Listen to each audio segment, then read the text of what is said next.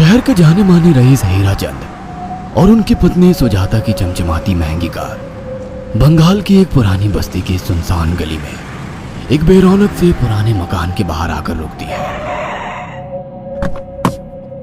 सुजाता, ये तुम मुझे किस जगह लेकर आई हो? ये तो कोई गरीबों की बस्ती लगती है। यहाँ ऐसा क्या है?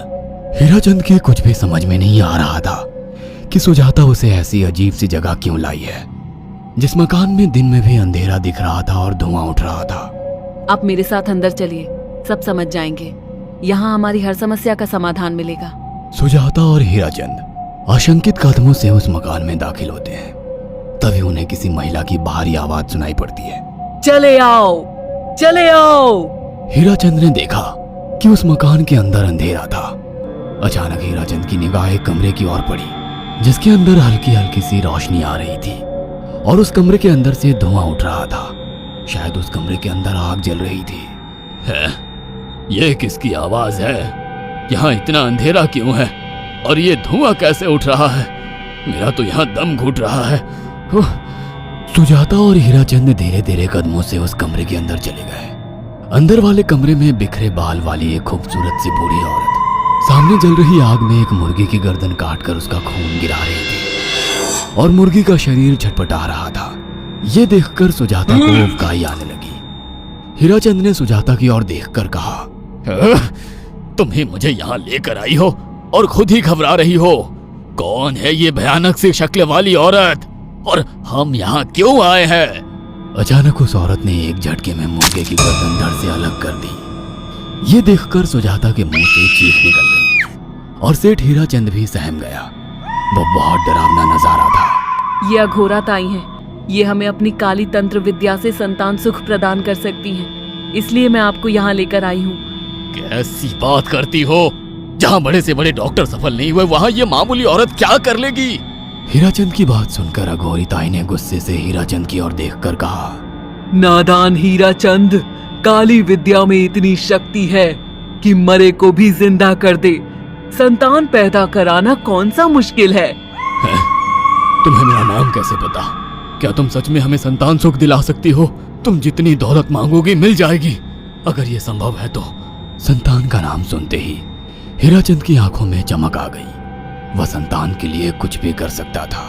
तुम लोगों को मुझे एक नवजात शिशु लाकर देना होगा। मैं उस शिशु की बलि चढ़ा दूंगी और फिर वही शिशु तुम्हारे घर में फिर से जन्म लेगा।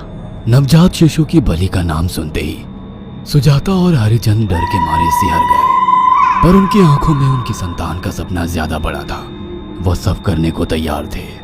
अघोरा ताई, आप जैसा कहेंगे हम वैसा करेंगे। बस हमें संतान सुख दिला दो।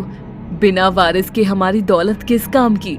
संतान सुख के लिए अंधे हो चुके सुजाता और हरिचंद अपनी नौकरानी शीला से एक नवजात बच्ची चोरी करवा के अघोरी ताई को दे देते हैं।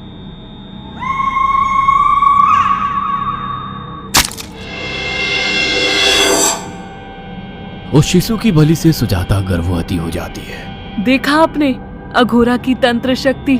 मुझे उस पर पूरा भरोसा था।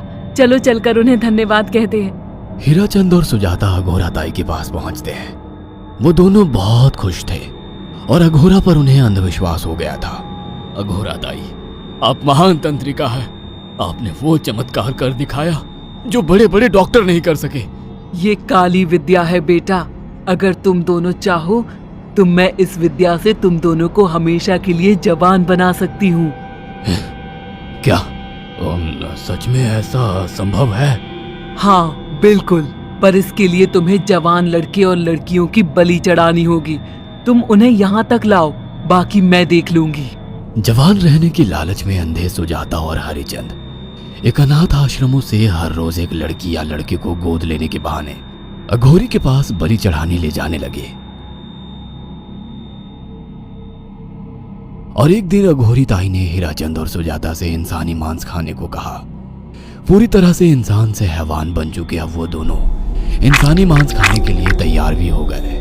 ये गर्म खून और मांस खाकर तुम लोगों की उम्र भी बढ़ जाएगी। खाओ इसे। हाँ, सच में ये इंसानी मांस बड़ा स्वादिष्ट है। अघोरा ने अपनी बातों में फंसाकर सुजाता और हरिचंद को नरभक्षी बना दिया था। वो तीनों हर दिन बलि चढ़ाकर खून पीकर मांस खाने लगे। नौकरानी शीला भी नए शिकार लाने में उनकी मदद करती थी, मगर एक दिन शीला को शिकार नहीं मिला। मेम साहब, आज एक भी शिकार हाथ नहीं लगा और मैं बहुत थक गई हूँ और घर जाकर थोड़ा आराम करना चाहती हूँ।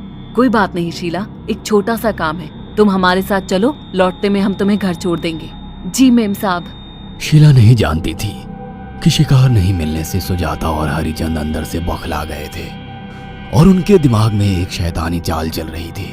सुजाता, ये बेहोशी की दवा है। शीला के कार में बैठते ही तुम उसे सुंघा देना। आज हमें इसी की बलि देनी होगी। इसने हमारे यहाँ का बहुत खाना खाया, अब हम लोग इसे खाएंगे। वैसे भी ये आगे चल के हमारे लिए खतरा बन सकती थी। कार में बैठते ही सुजाता शीला को बेहोश कर देती है और वो लोग सीधे अघोरी ताई के यहाँ पहुंच जाते हैं, जहां अघोरी ताई शीला की बलि चढ़ा देती है और तीनों मिलकर उसे नोच कर खाते हैं। अघोरी ताई, हमको बलि चढ़ाते हुए पूरा 1 साल हो गया है। हमारा बेटा भी साल भर का हो चुका है। अब और कितनी बलि देनी होगी? बस एक आखिरी क्रिया और बची है, उसके बाद तुम दोनों हमेशा के लिए जवान हो जाओगे। कैसी क्रिया अघोरा ताई? 3 दिन बाद सूर्य ग्रहण है। हमें पास के घने जंगल में एक विशेष क्रिया करनी होगी। उसके बाद तुम लोग कभी बूढ़े नहीं होगे। कितना अच्छा होगा, हम हमेशा जवान रहेंगे और सालों साल तक अपनी दौलत से ऐश करेंगे। हाँ, सच कहा। अघोरा ताई ने हमारे हर सपने पूरे कर दिए। 3 दिन बाद बंगाल के बियाबान जंगल में कोहरे और ओस से भीगे पेड़ों के बीच एक घने बरगद की बेलों पर कटे इंसानी सिर लटक रहे थे, जिसमें से खून टपक रहा था। काले जादू का सामान भी रखा था। कितनी भयानक जगह है ये, हर तरफ कटे हुए सर लटक रहे हैं। थोड़ी देर में सब समझ जाओगे। बैठ जाओ और मेरे साथ ये मंत्र दोहराओ। ओ, अघोरा, ये किन लोगों की कटी हुई गर्दनें हैं? आप यहाँ क्या करने वाली हो? हीराचंद की बात सुनकर अघोरा जोर जोर से हंसने लगी और उसने एक शैतानी हंसी हंसते हुए हीराचंद की ओर देखकर कहा, तुम जैसे ही लोगों ने अपनी इच्छाओं को पूरा करने के लिए इन लोगों की बलि चढ़वाई है और फायदा उठाया है।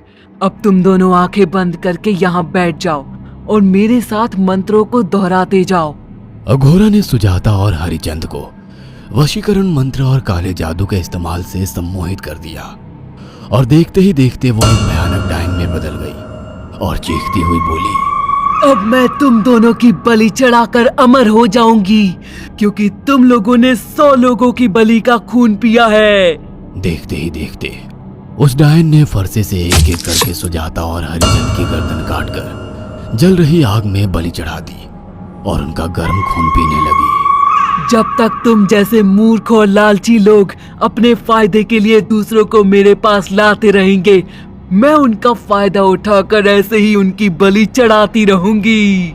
दरअसल अघोरा एक डायन थी और अपना स्वार्थ पूरा करने के लिए उसने हीराचंद और सुजाता की लालच का फायदा उठाकर उनकी भी बलि चढ़ा दी। बुरे काम का बुरा ही नतीजा मिलता है। अगर आपको हमारी ये कहानी पसंद आई हो तो इसे लाइक और शेयर करना ना भूलें। साथ ही ऐसी और नई कहानियों के अपडेट्स पाने के लिए हमारे चैनल अक्षु टीवी को जरूर सब्सक्राइब करें।